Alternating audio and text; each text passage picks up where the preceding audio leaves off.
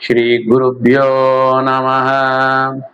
ಓಂ ಯೋಂತಃ ಪ್ರವಿಶ್ಯ ಮಮ ವಾಚಮಿಮಾಂ ಪ್ರಸುಪ್ತಾಂ ಸಂಜೀವಯತ್ಯಖಿಲ ಶಕ್ತಿಧರಸ್ವಧಾಮ್ನ ಅನ್ಯಾಂಶ್ಚ ಹಸ್ತಚರಣಶ್ರವಣತ್ವಗಾದೀನ್ ಪ್ರಾಣಾನ್ ನಮೋ ಭಗವತೆ ಪುರುಷಾಯ ತುಭ್ಯಂ.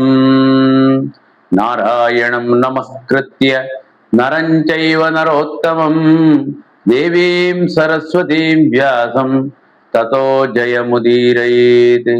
ಓಂ ಜನ್ಮಾದ್ಯಸ್ಯ ಯತೋನ್ಮಯಾದಿತರತಶ್ಚಾರ್ತೆ ಸ್ವವಿಜ್ಞಸ್ವರಾಟ್ ತೇನೇ ಬ್ರಹ್ಮ ಹೃದಯ ಆದಿಕವಯೇ ಮುಖ್ಯಂತಿ ಯಂ ಸೂರಯಃ. ತೇಜೋ ವಾರಿಮೃತಾಂ ಯಥಾ ವಿನಿಮಯೋ ಯತ್ರ ಸರ್ಗೋ ಮೃಷ ಧಾಮ್ನಾ ಸ್ವೇನ ಸದಾ ನಿರಸ್ತಕುಹಕಂ ಸತ್ಯಂ ಪರಂ ಧೀಮಹಿ. ನಮಃ. ಪರೀಕ್ಷಿತನಿಗೆ ಶುಕಮುನಿಗಳ ಉಪದೇಶ, ಆ ಮೂಲಕವಾಗಿ ಜಗತ್ತಿನ ಪ್ರತಿಯೊಂದು ಮಾನವ ಪ್ರಾಣಿಯನ್ನ ಉದ್ಧಾರ ಮಾಡತಕ್ಕಂತಹ ವ್ಯವಸ್ಥೆಗಳು ಹಾಗೇನೆ ಇತರ ಪ್ರಾಣಿಗಳಿಗೂ ಉಂಟು. ಆ ವ್ಯವಸ್ಥೆಯನ್ನ ಸ್ವಲ್ಪ ಕ್ರಮವನ್ನ ಈ ರೀತಿಯಲ್ಲಿ ಬೇರೆ ಬೇರೆ ರೀತಿಯಲ್ಲಿ ಮಾಡ್ತಾನೆ ಭಗವಂತ. ಅದನ್ನೇ ಶುಕಮುನಿಗಳು ಪರೀಕ್ಷಿತನಲ್ಲಿ ಹೇಳ್ತಾರೆ, ನಾವು ಮಾನವರಾಗ್ಬೇಕು. ಅಲ್ಲ, ನಾವು ಹುಟ್ಟಿದ್ದು ಮಾನವರಿಂದಲೇ ಅಲ್ವಾ ಅಂತ ಹೇಳಿದ್ರೆ, ನಮ್ಗೆ ಕೆಲವು ಸ್ವಭಾವಗಳು ಇತರ ಪ್ರಾಣಿಗಳ ಸ್ವಭಾವದ ಹಾಗೆ ಇರ್ತದೆ. ನಾವು ಅದನ್ನು ತಿಳ್ಕೊಳ್ಬೇಕು, ನಾವು ಏನ್ ಮಾಡ್ತಾ ಇದ್ದೇವೆ ಅಂತ. ನಾವು ಶುದ್ಧ ಮನಸ್ಸಿನಲ್ಲಿ, ಶುದ್ಧ ಆಚಾರ ವಿಚಾರದಲ್ಲಿ ನಾವು ದೇವರನ್ನು ಧ್ಯಾನಿಸ್ತಕ್ಕಂಥದ್ದು, ದೇವರ ಪೂಜೆಯನ್ನು ಮಾಡ್ತಕ್ಕಂತಹ ವ್ಯವಸ್ಥೆಗಳು ಈ ರೀತಿಯಲ್ಲಿ ಏನೋ ಒಂದಾಯ್ತು ಆ ರೀತಿಯಲ್ಲ ಅಲ್ಲ. ಅದಕ್ಕೆ ನಾವು ಏನು ವಿಕಾಸವಾದದಿಂದಾಗಿ ಬರ್ತಕ್ಕಂತಹ ವ್ಯವಸ್ಥೆಗಳು ನಮ್ಮನ್ನು ಯಾವಾಗಲೂ ವರ್ತಮಾನ ಪತ್ರಿಕೆಗಳು ಬೇರೆ ಬೇರೆ ರೀತಿಯಲ್ಲಿ ನಮ್ಮನ್ನು ಚಿತ್ರಿಸಿ, ಪುರಾಣ ಕೂಡ ಹೇಳ್ತಾ ಉಂಟು. ನಮ್ದು ಎಲ್ಲ ಹುಟ್ಟಿದಾಗಿ ಇರುವಾಗೆ ನಾವು ಇರುವಂತದ್ದಲ್ಲ. ಮೇಲೆ ಮೇಲೆ ನಾವು ಅದನ್ನ ವೃದ್ಧಿ ಮಾಡಿಕೊಡ್ತಾ ಬರುವಾಗ, ಆ ದಿನ ದಿನ ಕಳೀತಾ ಇರುವಾಗ, ನಮ್ಮ ವಯಸ್ಸು ಮೇಲೆ ಮೇಲೆ ಬರ್ತಾ ಇರುವಾಗ, ನಮ್ಮ ವ್ಯವಹಾರಗಳಲ್ಲಿ, ಆ ವಿಚಾರಗಳಲ್ಲಿ ಎಲ್ಲವೂ ಅದು ಬೇರೆ ಬೇರೆ ತರನಾಗಿ ಬರಬೇಕು. ಆ ರೀತಿಯಲ್ಲಿ ಇದ್ದಾಗ ಮಾತ್ರ ಮನುಷ್ಯನಾಗ್ತಾನೆ.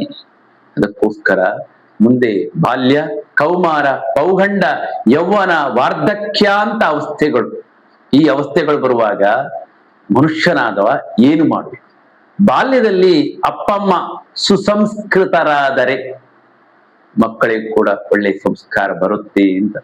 ಆದ್ರೆ ಕೆಲವು ಮಕ್ಕಳು ಅಪ್ಪಮ್ಮನ ಮಾತುಗಳನ್ನು ಕೇಳುವುದಿಲ್ಲ. ಅದಕ್ಕೆ ಜಾಗೃತರಾಗಬೇಕು ನಾವು. ಪುತ್ರಂ ಶತ್ರುವದಾಚರೆ, ಬಾಲ್ಯದಲ್ಲಿ ಮಕ್ಕಳ ನೋಡುವಾಗ ಶತ್ರುಗಳಂತೆ ನೋಡ್ತಕ್ಕಂಥ ವ್ಯವಸ್ಥೆ. ಯಾಕೆ? ನಾವು ಬೇಡ ಅಂತ ಅಲ್ಲ, ನಮ್ಗೆ ಬೇಕು. ಅವನಿಗೆ ಭಗವಂತನ ಅರಿವು ಬೇಕು.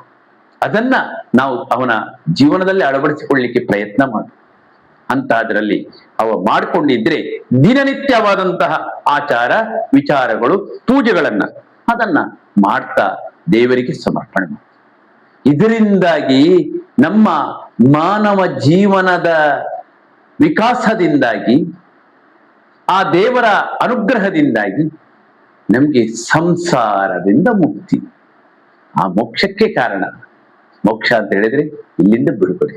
ಇದು ಇಲ್ಲ ನನ್ಗೆ ಹೆಂಡತಿ ಮಕ್ಕಳು ಎಲ್ಲ ಸಂಸಾರ ಉಂಟಲ್ವಾ ಅಂತ ಹೇಳಿದ್ರೆ ಎಷ್ಟಂತ. ನಮ್ಮ ಶರೀರ ಇರೋ ತನಕ ಮಾತ್ರ ನಮ್ಗೆ ಬಾಂಧವ್ಯ. ಶರೀರ ಬಿಟ್ಟು ಹೋದ್ರೆ ಮತ್ತೆ ಯಾರಿಗೂ ಬೇಡ. ಆಮೇಲೆ ಒಬ್ಬಂಟಿಗನಾಗಿ ಇರ್ತಾನೆ. ತಿಳ್ಕೊಳ್ಬೇಕು ನಾವು. ನಮ್ಗೆ ಆ ದೇವರು ನಮ್ಮೊಟ್ಟಿಗೆ ಬಂದಾಗ ಆವಾಗ ನಾವು ಖಂಡಿತವಾಗಿ ಧೈರ್ಯದಿಂದ ನಾವು ಬೇರೆ ಬೇರೆ ದೇಹಗಳನ್ನು ಪಡೆದ್ರೂ ಕೂಡ ದೇವತಾ ಅನುಗ್ರಹದಿಂದ ಒಳ್ಳೆ ರೀತಿಯಲ್ಲಿ ಮುಂದೆ ಹೋಗ್ತೇವೆ, ಒಳ್ಳೆ ಜೀವನ ಕೊಡ್ತಾನೆ ಅಂತ ನಮ್ಗೆ ಆ ಶಾಸ್ತ್ರೀಯ ಚಿಂತನೆ ಇದ್ದಾಗ ಖಂಡಿತವಾಗಿಯೂ ನಾವು ಈ ಸಂಸಾರದಿಂದ ಮುಕ್ತಿಯನ್ನ ಪಡೆಯಬೇಕು. ಅದಕ್ಕೋಸ್ಕರ ನಮ್ಮ ಕರ್ಮ ಕ್ರಿಯಾದಿಗಳು ಏನೆಲ್ಲ ಉಂಟೋ ಅದನ್ನ ಬಹಳ ಒಳ್ಳೆ ರೀತಿಯಲ್ಲಿ ಮಾಡ್ತಕ್ಕಂತಹ ವ್ಯವಸ್ಥೆ. ಭಾಗವತ, ಭಗವದ್ಗೀತೆಗಳಲ್ಲಿ ಕರ್ತವ್ಯಗಳು ಅಂತ, ಯಾವ ಮನುಷ್ಯನಾದವ ಯಾವ ರೀತಿಯಲ್ಲಿ ಕರ್ತವ್ಯಗಳನ್ನು ಮಾಡಬೇಕು ಅದನ್ನು ತಿಳಿಸಿಕೊಡ್ತಾವ. ಅದನ್ನು ತಿಳ್ಕೊಂಡಾಗ ಖಂಡಿತವಾಗಿಯೂ ನಮ್ಮ ಜೀವನ ಉದಾತ್ತವಾಗಿ ಹೋಗುತ್ತೆ. ನಮ್ಮ ದುರಾಚಾರಗಳು ನಮ್ಗೆ ಬರುವಂತಹದ್ದು, ಆ ದುರಾಚಾರಗಳನ್ನು ದೂರ ಮಾಡ್ಬೇಕು. ಅದಕ್ಕೋಸ್ಕರನೇ ಭಗವದ್ಗೀತೆ ಭಾಗವತವನ್ನ ಶ್ರವಣ ಮಾಡಬೇಕು ಅಥವಾ ಆ ಗ್ರಂಥಗಳನ್ನು ಅವಲೋಕನ ಮಾಡಬೇಕು. ಈ ರೀತಿಯಲ್ಲ ಆ ಭಗವಂತನ ಅನುಗ್ರಹ ಯಾವ ರೀತಿಯಲ್ಲಿ ಆಗುತ್ತೆ ಅಂತ ಹೇಳಿದ್ರೆ ಇಂತಹ ಪ್ರಯತ್ನಗಳು, ಈ ಪ್ರಯತ್ನಗಳು ನಮ್ಮ ಜೀವನದಲ್ಲೇ ನಾವು ಅಳವಡಿಸಿಕೊಂಡು ಬರಬೇಕು. ಅದಕ್ಕೋಸ್ಕರ ನಮ್ಮ ವ್ಯವಸ್ಥೆಗಳು ಬರುವಾಗ, ಪೌಗಂಡಾದಿ ವ್ಯವಸ್ಥೆಗಳನ್ನು ಬರುವಾಗ ಅದನ್ನ ಬೇರೆ ಬೇರೆ ರೀತಿಯಲ್ಲಿ ನಾವು ಹಿರಿಯರಾದವರು ಮಕ್ಕಳಿಗೆ ಹೇಳಬೇಕು. ಯೌವನ ಬಂದ ಕೂಡಲೇ ಅವನೇ ಸ್ವತಃ ಅವನ ಜೀವನವನ್ನ ಸುಗಮಗೊಳಿಸ್ಲಿಕ್ಕೆ ದಾರಿಯನ್ನು ಹುಡುಕಬಹುದು. ಅವನು ಪ್ರತಿಯೊಂದು ಕೂಡ ಕರ್ಮ ಕ್ರಿಯೆಗಳು ಏನು ಅಂತ ಹೇಳಿದ್ರೆ ಭಗವಂತ ತೃಪ್ತನಾಗಲಿ ಅಂತ ಅನುಸಂಧಾನ ನಮ್ಮಲ್ಲಿ ನಾವು ಅಳವಡಿಸಿಕೊಳ್ಬೇಕು. ಆ ರೀತಿಯಲ್ಲಿ ಇರಬೇಕು. ಯಾವ ರೀತಿಯ ಭ್ರಷ್ಟಾಚಾರಗಳು, ವಂಚನೆಗಳು, ಹಾಗೆ ಲಂಚ, ಈ ರೀತಿಯಲ್ಲಿ ಬರ್ತಕ್ಕಂಥ ವ್ಯಾವಹಾರಿಕವಾದಂತಹ ಕೆಲವು ತೊಂದರೆಗಳು, ಅದನ್ನ ದೂರ ಮಾಡಲಿಕ್ಕೆ ಪ್ರಯತ್ನ ಮಾಡಬೇಕು. ನಾವು ಅದರ ಒಟ್ಟಿಗೆ ಹೋಗಿ ನಾವು ಕೂಡ ಅದರಲ್ಲಿ ಸೇರಿಸಿಕೊಂಡು, ಯಾರೋ ಮಾಡ್ತಾರೆ ಅಂತ ಹೇಳಿ ಅವನನ್ನು ಹೇಳಬೇಕು, ಕೇಳದಿದ್ರೆ ನಾವು ಅಂತಹ ಅವರ ಸಂಘಕ್ಕೆ ಹೋಗಬಾರ್ದು. ಆ ರೀತಿಯಲ್ಲಿ ಇರಬಾರ್ದು ನಮ್ಮ ಜೀವನ ಅಂತ ಭಾಗವತ ನಮ್ಮನ್ನ ಎಚ್ಚರಿಸ್ತಾ ಶುಕಮುನಿಗಳು ಪರೀಕ್ಷಿತ ರಾಜನಿಗೆ ಹೇಳ್ತಾ ಇದ್ದಾರೆ. ಪ್ರತಿಯೊಂದು ಕ್ರಿಯೆಗಳು ಕೂಡ ಏನ್ ನಾವು ಮಾಡ್ತೇವೆ, ಭಗವಂತ ನೀನ್ ತೃಪ್ತನಾಗ, ಈ ರೀತಿಯಲ್ಲಿ ಮಾಡಬೇಕು. ಆಧ್ಯಾತ್ಮಿಕ ಸಾಧನೆ ನಮ್ಗೆ ಬೇಕು. ಆ ರೀತಿಯಲ್ಲಿ ನಮ್ಮ ಪ್ರತ್ಯಕ್ಷ ಜೀವನವನ್ನ ಉದಾತ್ತಗೊಳಿಸಬೇಕು. ಈ ಚಿಂತೆಯಲ್ಲಿ ನಾವು ಭಾಗವತ ನಮ್ಮನ್ನ ಈ ರೀತಿಯಲ್ಲಿ ಕರ್ಮಯೋಗವನ್ನ ತಿಳಿಸ್ತಾ ಉಂಟು.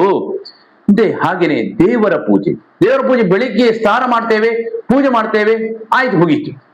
ಮತ್ತೆ ಇನ್ನೊಂದು ನಾಳೆ ಬೆಳಿಗ್ಗೆ ಅಥವಾ ರಾತ್ರಿ ಮಾಡ್ತಕ್ಕಂತಹ ವ್ಯವಸ್ಥೆಗಳೇ ಸ್ವಲ್ಪ ಬೇಕಾದಂತಹ ನಾವು ಕೈ ಕಲ್ದುಕೊಂಡು ಸ್ನಾನ ಮಾಡ್ಕೊಂಡು ಏನು ಬರುವಂತಹದ್ದು, ಅದು ಕೂಡ ಬೇಡ ಅಂತ ಕಾಣ್ತದೆ. ಇವತ್ತು ಬೇಡ, ನಾಳೆ ನೋಡುವ ಅಂತ ಮನಸ್ಸು ಬರಬಾರ್ದು. ಪ್ರತಿನಿತ್ಯವೂ ಕೂಡ ನಮ್ಗೆ ದೇವರ ಪೂಜೆ ಆದ ಕೂಡಲೇ ಅದನ್ನ ಪೆಟ್ಟಿಗೆ ಮಾಡ್ಕೊಂಡು ಬದಿಗಿಡುವಂತಹದ್ದಲ್ಲ. ದೇವರು ನಮ್ಮನ್ನು ನೋಡ್ತಾ ಇರ್ಬೇಕು, ಪ್ರತಿಯೊಂದನ್ನು ಕೂಡ ದೇವರನ್ನು ಕೇಳ್ತಾ ಇರ್ಬೇಕು. ಅದಕ್ಕೋಸ್ಕರನೇ ಹರಿನಾಮ ಸ್ಮರಣೆ, ಶಾಸ್ತ್ರ ಪುರಾಣಗಳ ಅಧ್ಯಯನ, ಹಾಗೆಯೇ ಶಾಸ್ತ್ರ ಪುರಾಣಗಳ ಶ್ರವಣಗಳು, ಈ ರೀತಿಯಲ್ಲಿ ಆ ದೇವರ ಪ್ರತಿಮೆಗಳನ್ನ ನಮ್ಮ ದೇವರು ಕೊಟ್ಟಿರತಕ್ಕಂಥ ಪಾಂಚಭೌತಿಕವಾದ ಈ ಚಕ್ಷುಸ್ಸು ಇದಕ್ಕೆ ಅಳವಡಿಸಿಕೊಳ್ಳಿ. ಅದೇ ನೋಡ್ತಾ ಇರ್ಬೇಕು, ಅದನ್ನ ದೇವರನ್ನು ನೋಡ್ತಾ ಇರ್ಬೇಕು.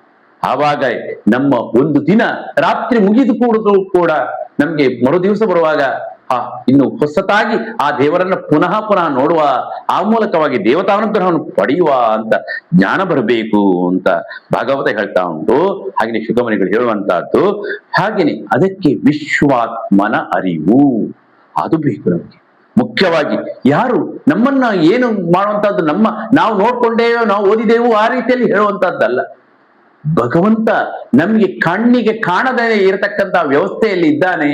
ಅವನು ನಮ್ಮನ್ನೆಲ್ಲ ವ್ಯವಸ್ಥಾತ್ಮಕವಾಗಿ ತಗೊಂಡೋಗ್ತಾನೆ. ಅದಕ್ಕೋಸ್ಕರ ಅವರನ್ನು ಕೇಳುವಂತಹದ್ದು ಕರ್ತವ್ಯ ನಮ್ದು ಅಂತ ನಾವು ತಿಳ್ಕೊಂಡ್ರೆ ಖಂಡಿತವಾಗಿಯೂ ನಾವು ಅದಕ್ಕೆ ಪುರಾಣ, ಉಪನಿಷತ್ತು ಈ ರೀತಿಯಲ್ಲಿ ಬೇರೆ ಬೇರೆ ಗ್ರಂಥಗಳಲ್ಲಿ ಬೇರೆ ಬೇರೆ ವಿಚಾರಗಳನ್ನು ಹೇಳುತ್ತಾ ಭಕ್ತಿಯ ಉದ್ರೇಕದ ವ್ಯವಸ್ಥೆ ಉಂಟು. ಭಕ್ತಿ ಬರ್ಬೇಕು. ಅದೇ ಭಕ್ತಿ ಕೇವಲ ನಾವು ನೋಡಿದ ಕೂಡಲೇ ಬರುವಂತಹದ್ದಲ್ಲ, ಅದನ್ನ ಹೃದಯದಲ್ಲಿ ಬರಬೇಕು. ಅಂತಹ ಮಹಾತ್ಮ್ಯ ಜ್ಞಾನ ಅದೇ ರೀತಿಯಲ್ಲಿ ಇದ್ದಾಗ ಮಾತ್ರ ಭಕ್ತಿ ಬರುವಂತಹದ್ದು.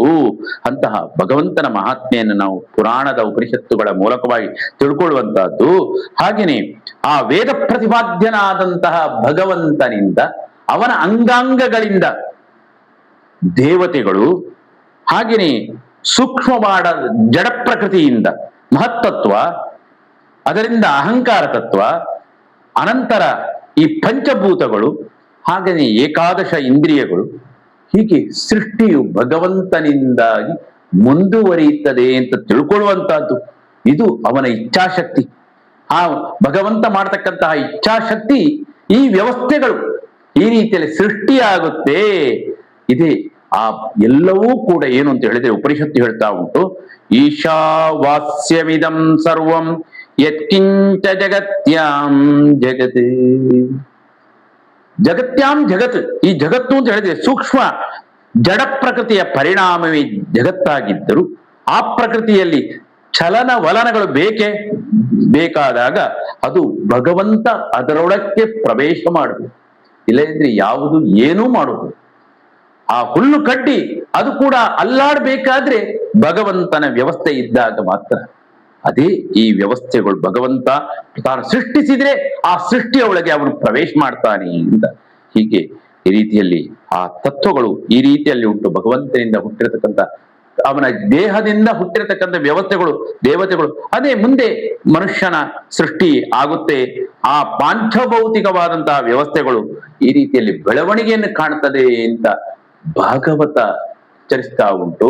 ಅದನ್ನೇ ಶುಕ ಮುನಿಗಳು ಪರೀಕ್ಷಿದ್ರಾಜನಿಗೆ ಹೇಳುವ ಮೂಲಕವಾಗಿ ಅದನ್ನ ಮಾನವ ಲೋಕಕ್ಕೆ, ಮನುಷ್ಯ ಜೀವಕ್ಕೆ ಎಲ್ಲ ಒಳ್ಳೆ ರೀತಿಯಾದಂತಹ ದಾರಿ ಬೇಕು, ಆ ದಾರಿಯಲ್ಲಿ ಅವನು ಸುಗಮವಾಗಿ ಹೋಗಬೇಕು ಅಂತ ತಿಳಿಸ್ತಾ ಈ ಮೂಲಕವಾಗಿ ನಮ್ಮ ಭಾಗವತದ ಈ ವ್ಯವಸ್ಥೆಯನ್ನ ಇವತ್ತಿನ ದಿವಸ 2ನೇ ಸ್ಕಂದದ ಇದನ್ನ ಮುಗಿಸ್ತಾ ಇದ್ದೀವಿ. ಸ್ವಲ್ಪ ಇನ್ನು 2ನೇ ಸ್ಕಂದದಲ್ಲಿ ಇನ್ನೂ ವಿಚಾರಗಳು ಉಂಟು, ಅದನ್ನು ಮುಂದಿನ ಪ್ರವಚನದಲ್ಲಿ ನಾವು ಹೇಳ್ತಾ ಇದ್ದೀವಿ.